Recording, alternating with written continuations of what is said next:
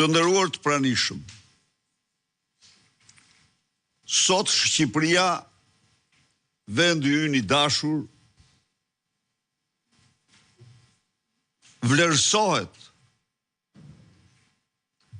si një rrezik, si një narkoshtet rrezik për Europën.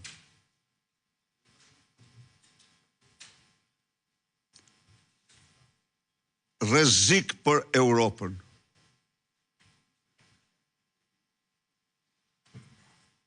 Ky narkoshtet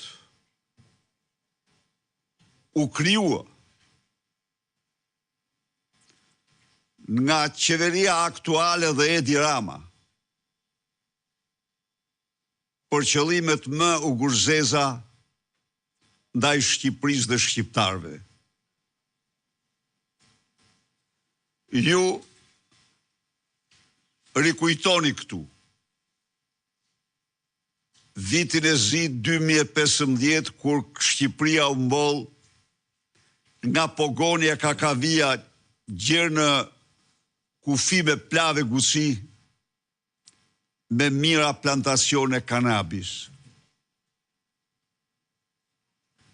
Se si propaganda qeveritare u servir të shqiptarve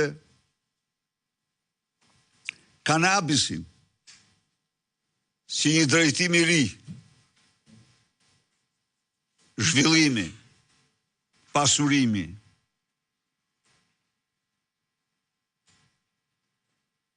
Politik kjo që u kundërshtua e vërteta është nga njerëz të përgjegjshëm në atë qeveri, konkretisht ish zëvendës kryeministri.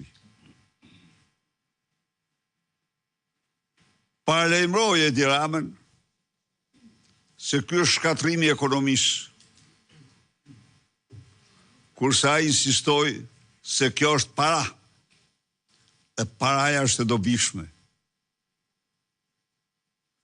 Asnjë vend, asnjë kom tjetër nofta në Europë, asnjë vend, asnjë kom tjetër në Europë se në Amerikën Latine e kanë provuar, nuk kanë provuar si shqiptarët se sa toksike është paraja e drogës, paraja e karteleve, se sa shkatrimtare është për ligjin, për demokracinë, për jetën, për ekonominë e një vendi, kjo para. Dhe sot, ne përfundojmë një vend aleat i NATO-s rrezik për Europën. Duhet të njohim një merit historike presidentit Donald Trump që shpalli kartelet e drogës organizatat terroriste. Sepse në fakt për fuqinë e tyre shkatrimtare, ato krahasohen dhe të i kalojnë organizatat më të fuqishme terroriste.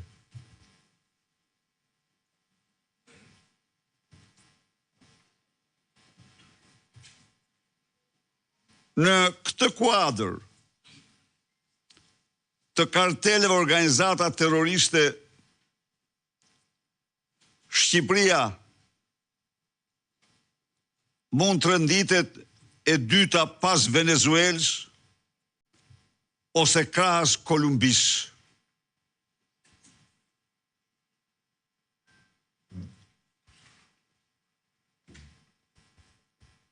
Shqipëria është sot koka, Shqipëria zyrtare, e karteleve më të fuqishme të drogës në Europë. Për dy arsye. Së pari, sipas Organizatës Kombeve të Bashkuara, Shqipëria është eksportuesi kryesor i kanabisit në Bashkimin Evropian. Dhe në vendin e parë. Së dyti, zhvillimet e këtyre 2 viteve të fundit kanë faktuar në mënyrë të pakundërshtueshme se trafikantët shqiptar, kartelet shqiptare të kokainës, përcaktojnë çmimin e këtij helmi në Europë. Dhe çmimin e përcakton ai që sjell më shumë. Ai që është aksioneri më i madh. Dhe aksioner më i madh janë bashkëpunëtorët e Edi Ramës, Franz Çopja dhe grupe tjera të cilat ne as nuk i dim. Po unë vetëm një emër, vetëm një dhanë do t'u jap ju. Në Paraguay